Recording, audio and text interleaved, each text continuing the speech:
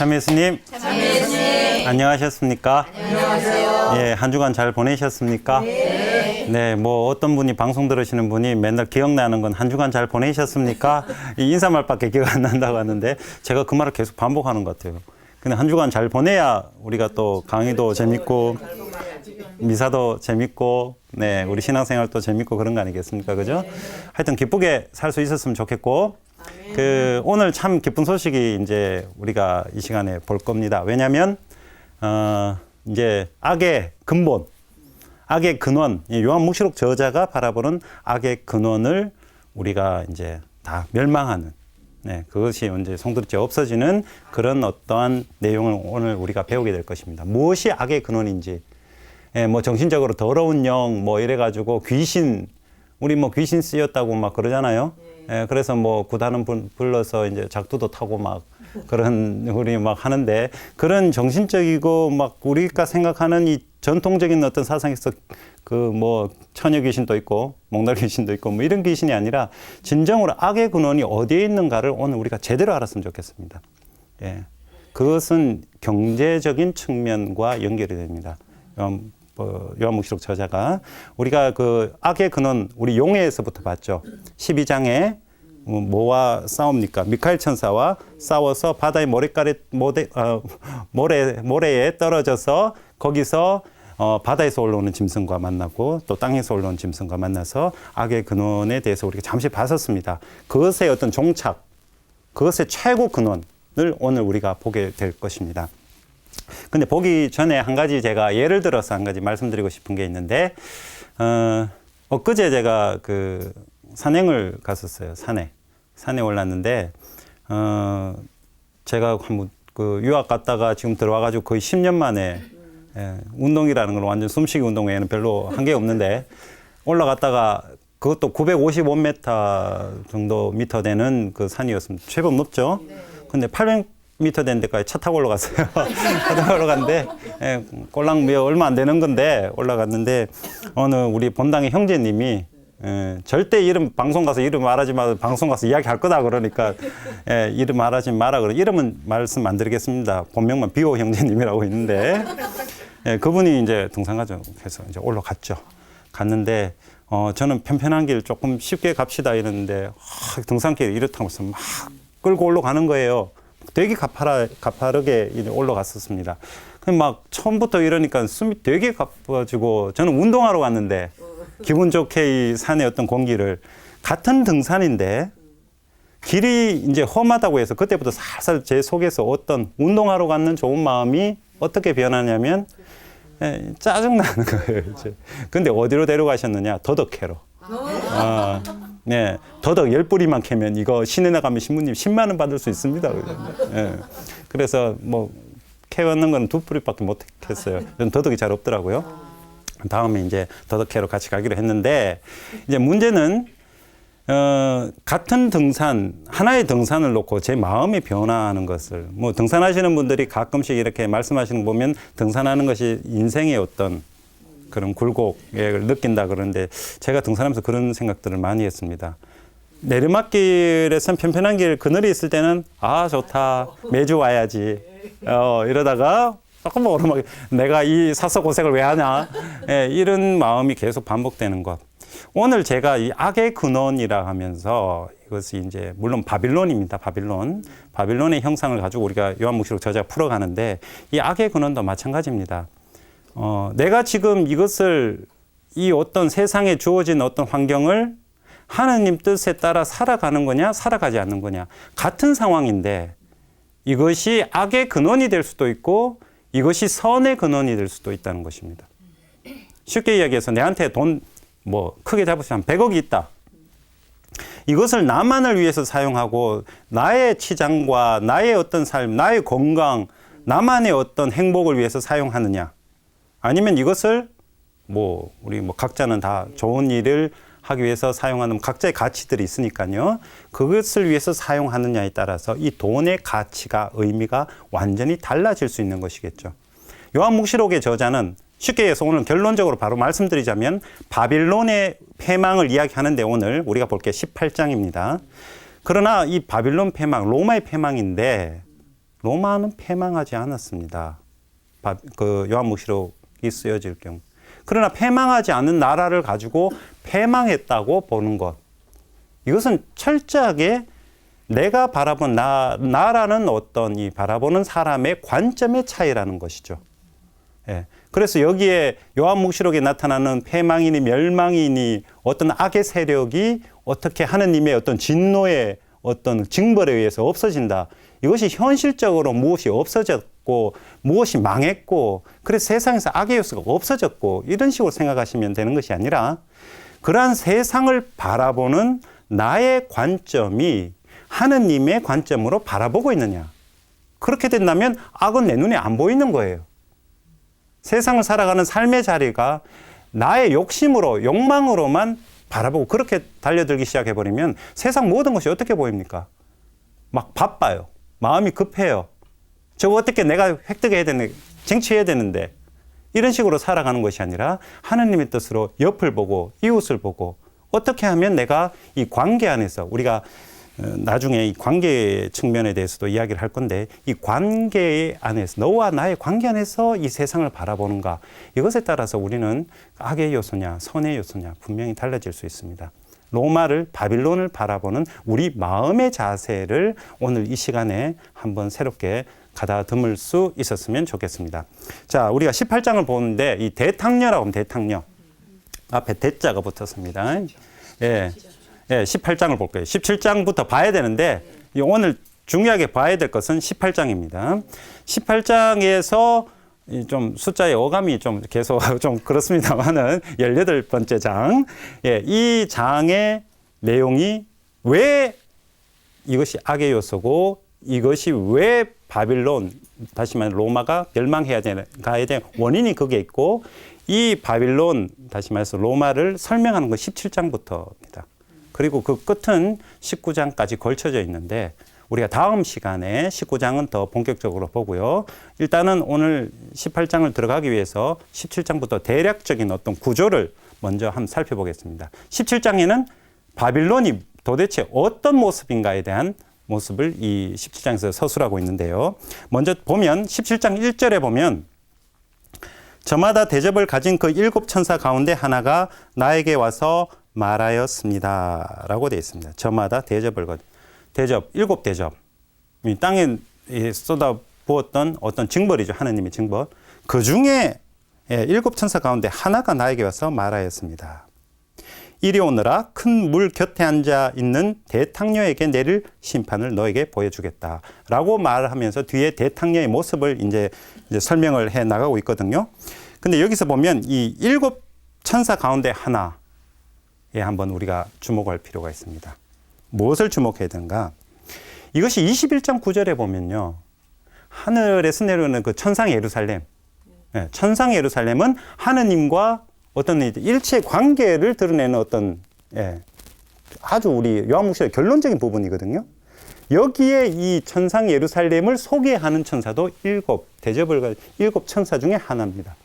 같은 천사가 지금 이야기를 하고 있는데 같은 천사가 한 번은 지금 대탕녀 바빌론을 소개하려고 하고 있고 그 같은 천사가 지금 21장에 가서는 천상 예루살렘을 설명하려고 했어요. 자, 아까 제가 말씀드렸는 것과 같은 맥락입니다. 같은 사람이 무엇을 어떻게 바라보느냐에 따라서 악의 요소가 되고 선의 요소가 된다고 이야기했습니다. 그죠? 예.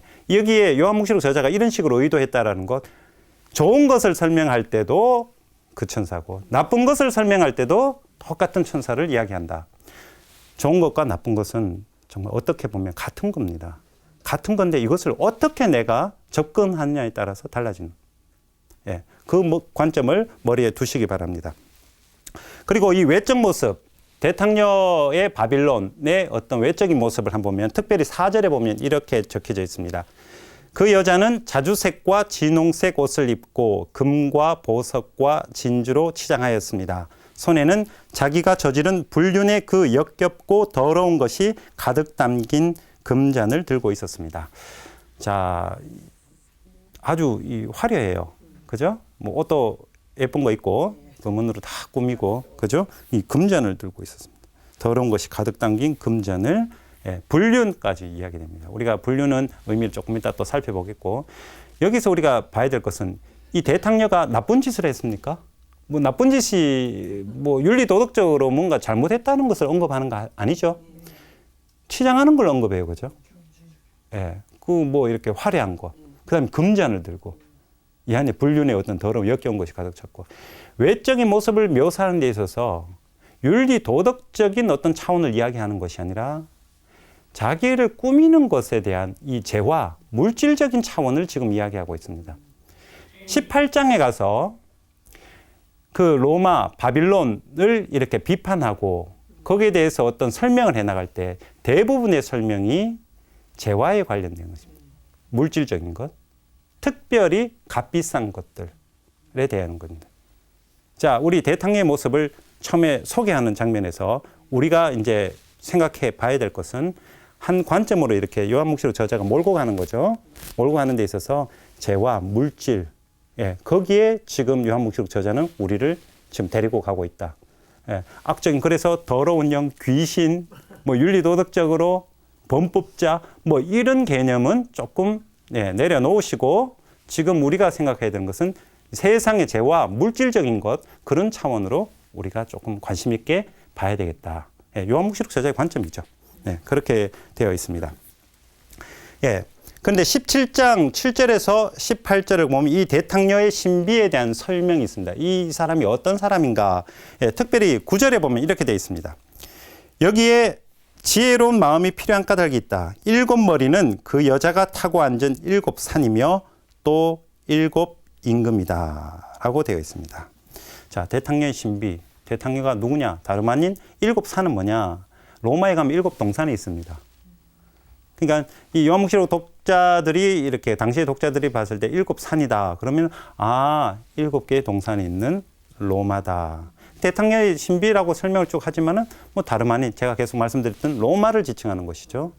그래서 앞에 말과 제가 방금 했던 이 9절의 말을 다시 말해서 4절과 9절을 연결해서 보자면 로마의 재화, 로마의 물질적인 측면.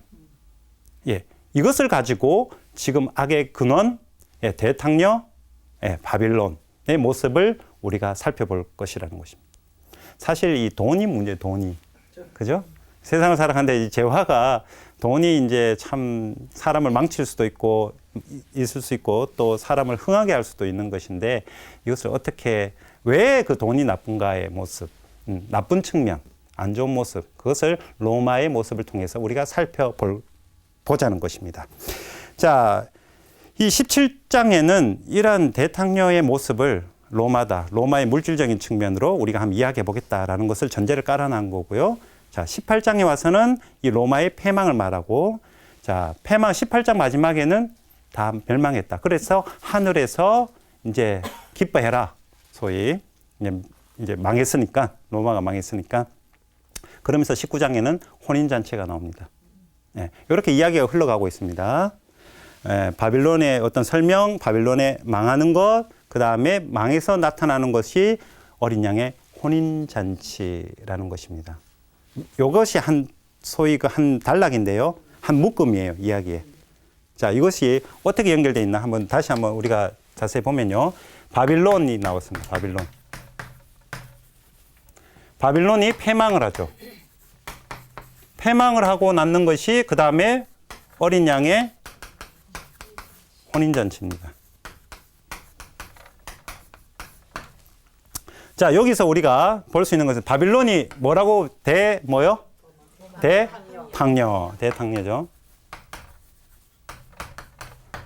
자, 대탕녀라는 탕녀, 우리 창녀, 불륜, 이런 것들로 연결해서 자, 혼인잔치와 한번 비교를 일단 해보시기 바랍니다.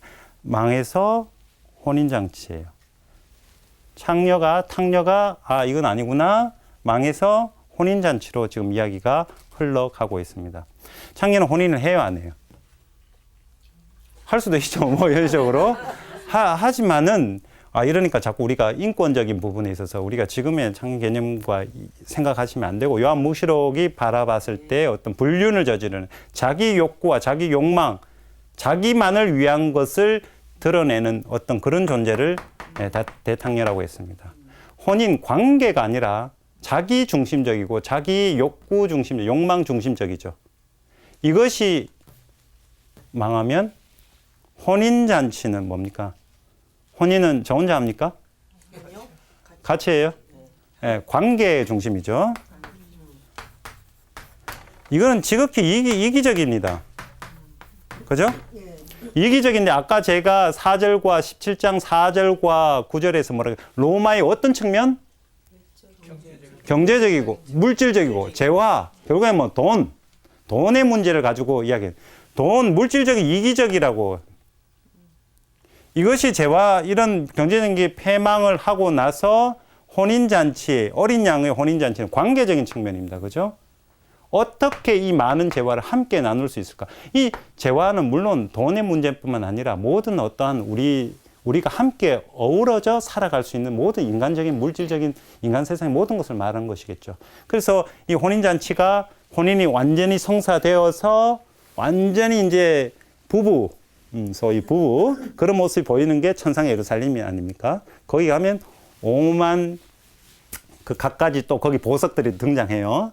이 보석들은 여기에 이 대탕녀를 위한 금, 은, 뭐 진주로 치장하고 혼자 치장한 것이 아니라 하느님과 하느님의 백성, 하느님과 어린 양, 동시에 하느님과 어린 양과 모든 민족들, 이 관계 안에서 모든 것을 공유하는 개념이 나중에 천상 예루살렘에 나타납니다. 그래서 이 패망한다는 거, 이게 18장인데 이것을 중심으로 바빌론과 어린 양의 이 바빌론의 어떤 모습, 어린 양의 모습이 대비가 확 됩니다. 대비가 되죠. 그래서 18장의 이 패망의 모습은 한 가지 측면, 재화, 물질적인 것, 경제적인 것을 놓고 한쪽은 자기만을 위한 것, 한쪽은 관계를 위한 것의 어떤 경계점, 구분점이 된다라는 구조를 가지고 우리가 텍스트로 한번 들어갔으면 좋겠습니다. 자, 우리가 볼 것은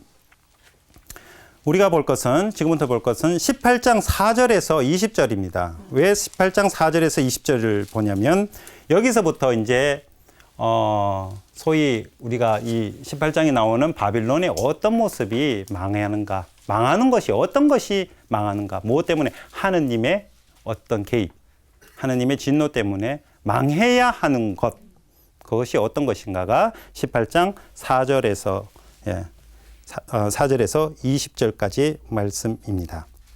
여기서 바라보면 한 가지 특징적인 게 있습니다. 18장 4절을 한번 보시기 바랍니다. 18장 4절을 보시면 나는 또 어디에서? 하늘에서 울려오는 다른 목소리를 들었습니다. 자, 그 다음에 우리가 봐야 될 것이 20절을 한번 보시기 바랍니다. 18장 20절을 보면 어떻게 되어 있습니까? 하늘아, 성도들과 사도들과 예언자들아, 저 도성을 보고 즐거워하여라. 하느님께서 너희를 위하여 저 도성에 심판을 내리셨다. 자, 장소적인 측면이 어디죠? 하늘입니다. 하늘. 자, 우리가 장소를 보면 참 재미있어지는데요. 여기가 바빌론이라고 합시다. 바빌론인데 여기가 이제 하늘이에요. 바빌론은 상대적으로 하늘과 같은 땅의 어떤 자리라고 합시다. 여기가 보면 우리가 여기 여러 가지 있습니다. 예컨대 우리 용이 어디에 내렸습니까? 바닷가에 내렸죠, 그죠? 예, 그 다음에 이제 바다에서 올라오는 것, 땅에서 올라오는 짐승, 그리고 땅의 주민들, 그죠? 이런 식으로 지상과 연결된 어떤 개념들이 이제 요한복음에 쭉 나왔습니다, 그죠? 예, 그 바빌론. 예. 근데 지금 바라보는 관점, 어디 차원에서 지금 보고 있느냐의 모습을 한번 보시기 바랍니다. 지금 요한묵시록 18장에 시작하면서 하늘에서 들려오는 목소리, 하늘에서 여기를 바라보는 거예요.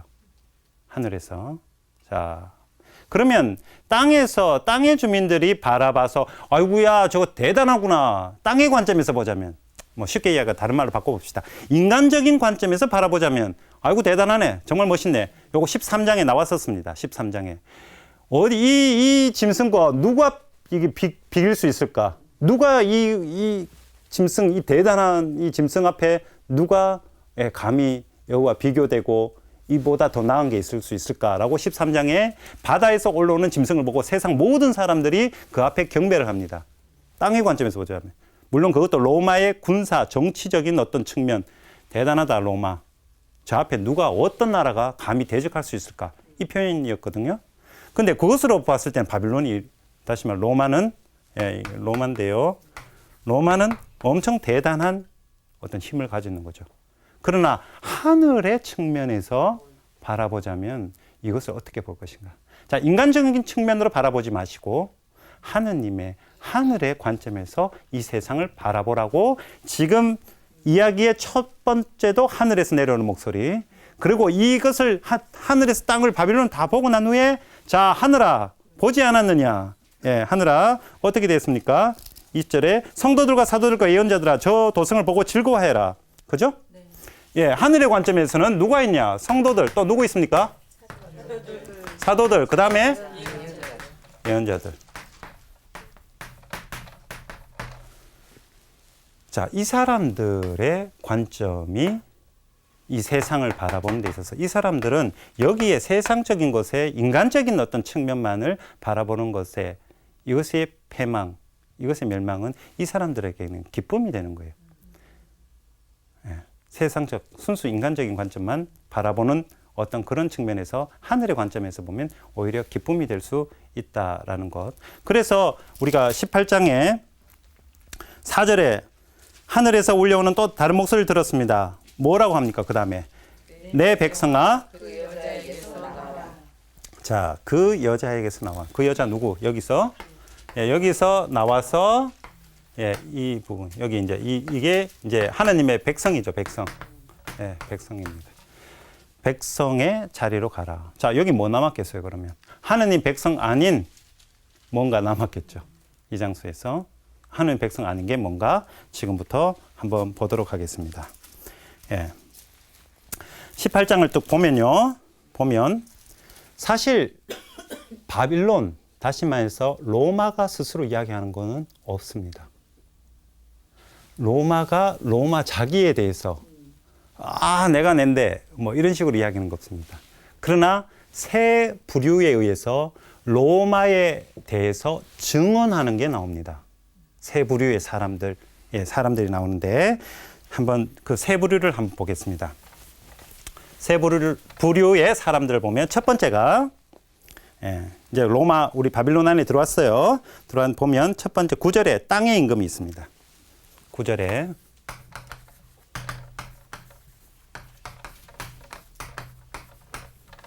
자, 땅의 임금이 첫 번째 부류고 두 번째 11절에 상인들이 있습니다. 상인들이 있죠. 그죠? 그 다음에 세 번째가 19절을 한번 보시기 바랍니다. 19절은 누가 등장합니까? 바다에 관련됐죠. 바다에. 배를 타고 뭐 바다 어떤 이 바다에서 이렇게 상업적인 걸 운송하시는 그런 어떤 관련된 사람들 뭐라고 할까요? 이 바다에 관련 항해자라고 할까요? 이 우리 항해자라는 우리 개신교 형제들 그 복음성가라 그럽니까? 그게 아주 좋은 노래가 있어요. 그 어떤 내용이냐면 주 나를 이 막막한 그 바다에 내버려 두지 마시고 저를 이끌어 주소서. 저의 방향을 이렇게 이끌어 주소서라는 어떤 가사말이 있는데 아주 좋아요, 노래가. 나중에 한번 노래를 듣고 싶으면 인터넷에 항해자라고 한번 쳐서 한번 검색해서 들어보십시오. 아주 좋은 노래인데 아무튼 땅의 임금, 상인들, 항해자 이 세 부류가 로마에 대해서 증언하고 있습니다. 로마는 스스로 이야기를 하죠. 바빌론은 스스로 이야기를 하지 않고 있습니다. 이 세 부류의 증언인데 이 증언을 한번 보면요. 증언을 한번 보겠습니다. 먼저 9절을 한번 보시면요. 그 여자와 함께 불륜을 저지르며 사치를 부린 땅의 임금들은 그 여자를 태우는 불의 연기를 보고 울며 가슴을 칠 것이다. 10절까지 그들은 그 여자가 받는 고통이 두려워 멀찍이 서서 말할 것이다.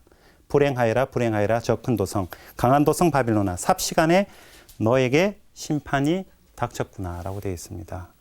자, 땅의 임금들이 뭐 때문에 지금 그 가슴을 울며 가슴을 칩니까? 사치를 부린 땅의 임금들은 그 여자를 태우는 불의 연기. 이거에 뭐겠습니까? 불의 연기. 불의 연기가 무엇이냐면 우리가 네로 황제가 로마를 한번 불지른 적이 있죠. 거기에 대한 우리가 그 요한묵시록의 그 역사적 배경에 대해서 이야기를 하다가 우리가 한참 전에 했습니다. 그죠? 5가지 그게 있는데 그 중에 하나가 우리가 로마 황제 어떤 네로에 이렇게 불을 질러서 로마를 그거를 그리스도인들이 했다, 유다인들이 했다라고 이렇게 죄를 뒤집어 씌우는 그런 것들에 대해서 우리가 이야기를 했습니다. 그죠? 그런 로마의 패망을 보고 땅의 임금들이 가슴을 칩니다. 상인들도 보면 11절에 보면 땅의 상인도 그 여자 때문에 슬피 울 것이다. 왜? 더 이상 자기들의 상품을 살 사람이 없기 때문이다. 땅의 임금들도 사치를 부린 땅의 임금들은 운다. 왜? 앞으로 사치를 부릴 수 없기 때문에. 저 다 타버리면. 땅의 임금들, 땅의 그 상인들은 더 이상 자기 물건을 소위 돈벌이가 이제 끊겼기 때문에. 그 다음에 이제 우리가 19절에 어떻게 되어 있습니까? 19절에. 예. 불행하여라, 불행하여라. 이거는 이제 우리 항해자들 이 바다에 그런 재화를 옮길 수단이 됐고 거기에 종사하는 사람들. 불행하여라, 불행하여라. 저 큰 도성. 바다의 배를 가진 사람들이 모두 그 재화 덕분에 부자가 되었건만 삽시간에 폐허로 변해버렸구나 라고 되어 있습니다. 자, 로마 덕택에 바빌론 덕택에 부자가 되고 다 이것이 증언이 어디와 연결되어 있습니까? 지금 재화나 부와 연결되어 있습니다. 그죠? 이것이 사라졌기 때문에 이 증언하는 내용을 한번 보시고 이것이 사라졌기 때문에 다 지금 불행하다 그럽니다. 예. 그런데 이 재화와 부와 반대쪽에 있는 거 다시 말해서 아까 하늘의 영역 성도들 예, 사도들, 예언자들, 하느님의 백성들은 오히려 이것을 보고 기뻐합니다. 자, 약간 조금 유치하지만은 소위 돈과 재화 쪽과 반대쪽에 지금 하느님의 사람들이 지금 놓여 있는 거예요. 경제적인 것, 돈의 반대쪽에 지금 하느님의 이 요한묵시록의 어떤 구조는 그렇게 놓고 있는 것입니다. 예, 무슨 말씀인지 아시겠어요? 돈은 나쁜 거다라는 차원으로 지금 흘러가고 있는데 돈의 어떤 것이 나쁜가는 또 한 번 더 구체적으로 한번 보도록 하겠습니다. 예. 그래서 우리가 여기서 제일 중요한 것은 아까 세 부류에 대해서 이야기를 했는데 돈의 어떤 측면. 무작정 돈 나쁜 게 아니에요. 누구한테 가난한 사람은 돈이 있어야 되죠. 필요한 거예요. 필요한 거. 근데 이 돈이 어떻게 이 모습이 드러나고 있는가를 한번 보면 아까 상인들이 11절에 더 이상 자기들의 상품을 살 사람이 없기 때문이다. 이거 그 다음에 상품들이 쭉 나옵니다. 그죠? 그 이야기가 18장에서 제일 긴 부분을 차지하고 있습니다. 네, 제일 긴 부분을.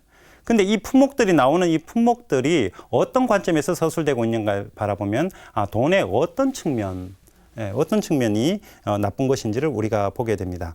예, 그 14절에 일단은 먼저 보면요. 14절에 네 마음이 탐내던 열매가 너에게서 사라지고 온갖 화려하고 찬란한 것들이 너에게서 없어져 다시는 그것들을 찾아보지 못할 것이다. 자, 이건 너라는 것은 지금 하늘의 목소리가 여기만 유일하게 바빌론, 로마에게 직접적으로 이야기하는 부분이거든요. 그전에는 상인들의 어떤 증언, 그죠?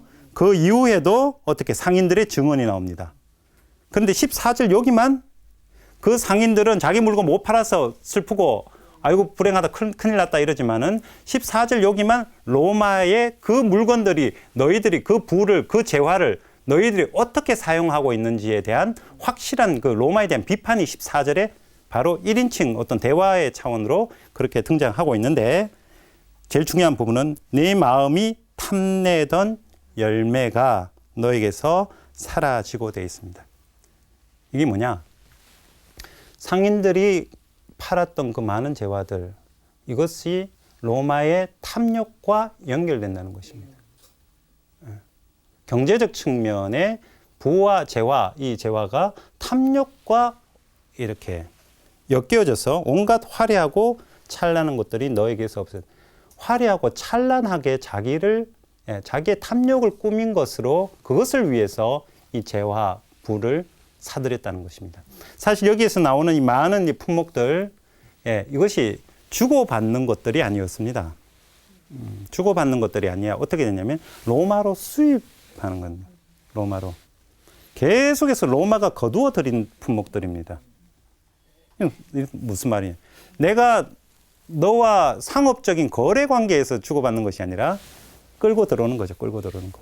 나만을 위해서. 나의 탐욕의 어떤 상징들이 이 물건들이, 이 재화들이, 이 보석들이, 예, 그렇게 된다는 것입니다.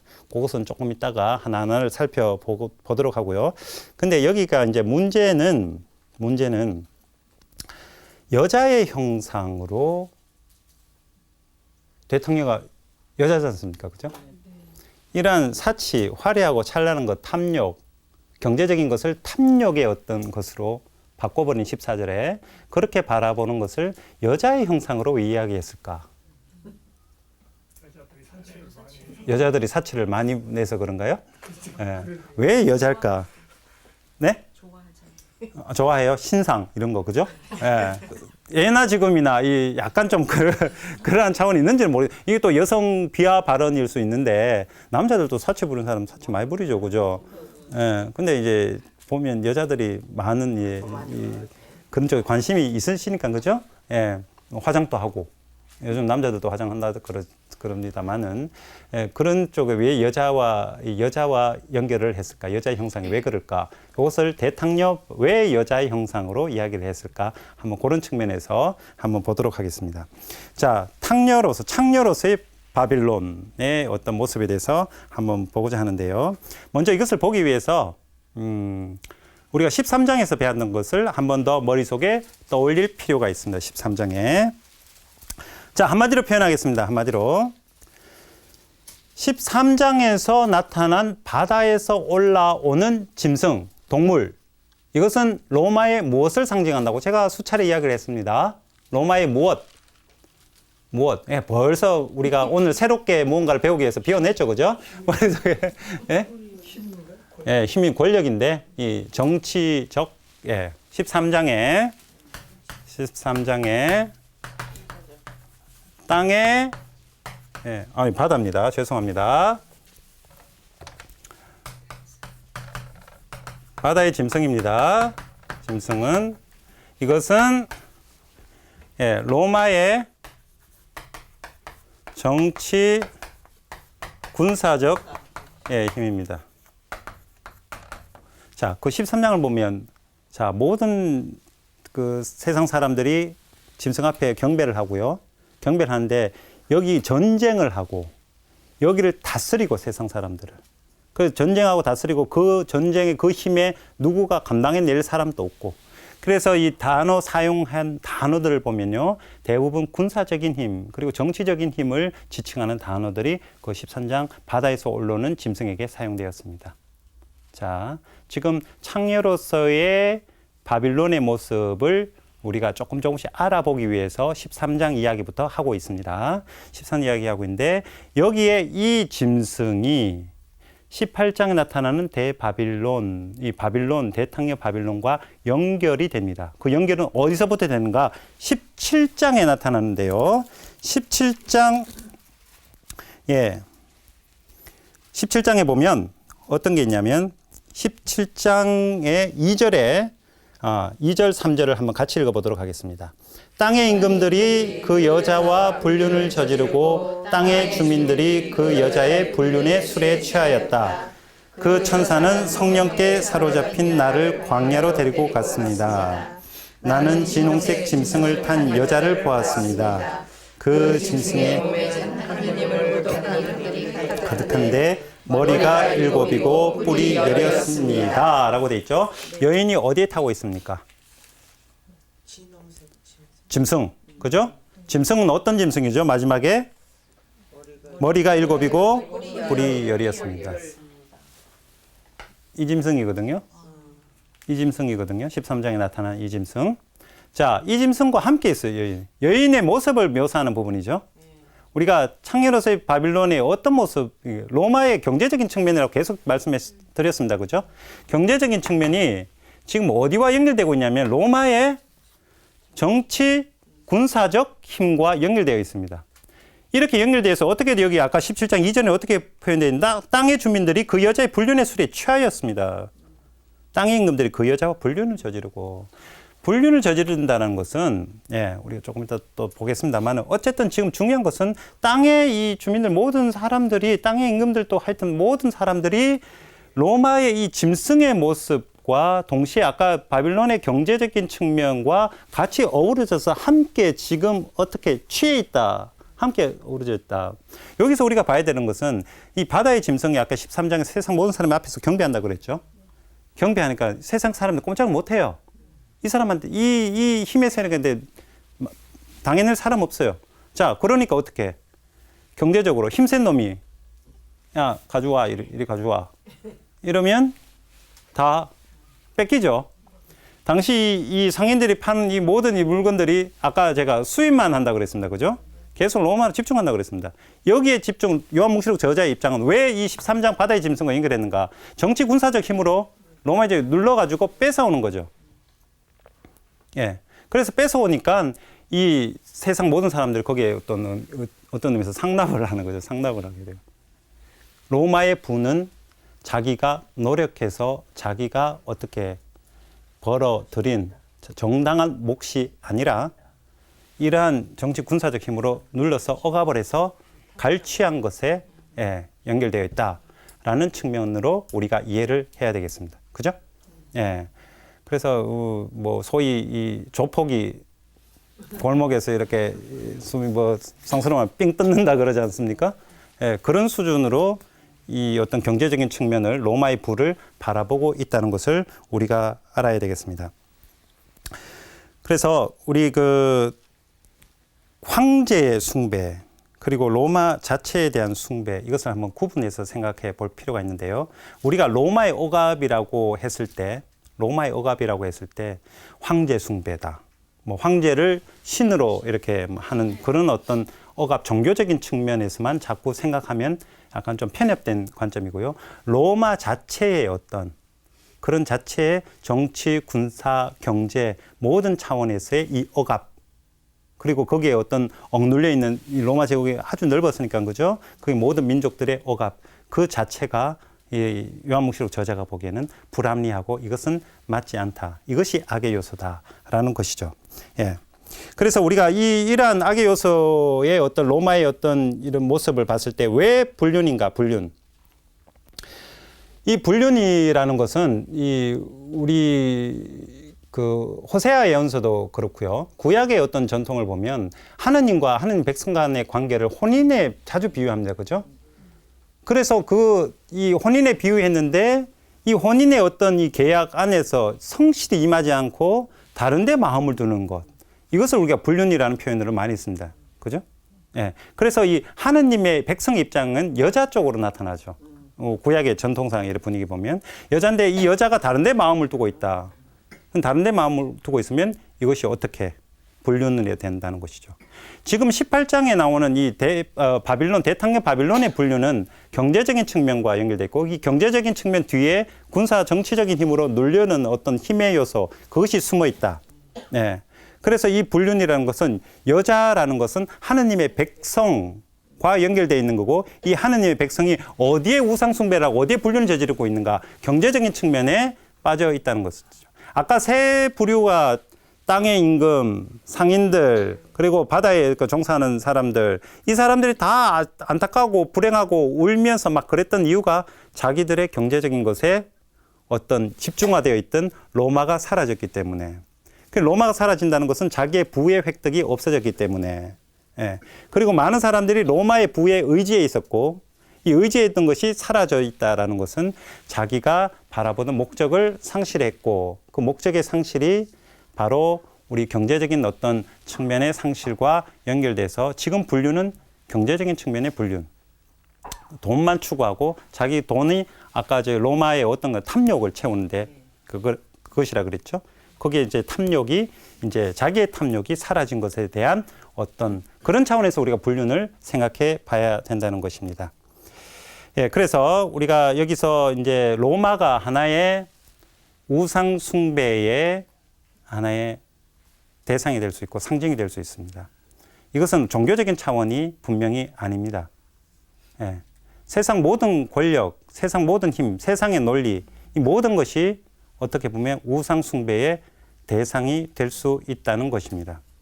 우리가 흔히들 이 신앙생활 하다가 우상 숭배라고 했을 때 그때 우리가 이제 흔히들 생각하다 보면 뭐 점집에 가거나 뭐 다른 어떤 미신적인 행위를 하거나 이런 식으로만 생각하게 되는데 세상의 힘의 논리에 따라서 세상 경제적인 논리에 따라서 돈만 벌면 된다라는 식으로 생각하는 것, 이 모든 것들이 어떤 의미에서 하느님의 입장에서 하늘에서 바라보는 입장에서는 우상이 될 수 있다는 것입니다. 여자가 자기 사치를 하고 자기 꾸미는 것은 정상적인 것이겠죠. 그러나 그것이 과하고 찬란하고 화려하게만 자기만을 위해서 한다는 것은 내가 성당에 예쁘게 꾸미고 가는 건 상관없죠.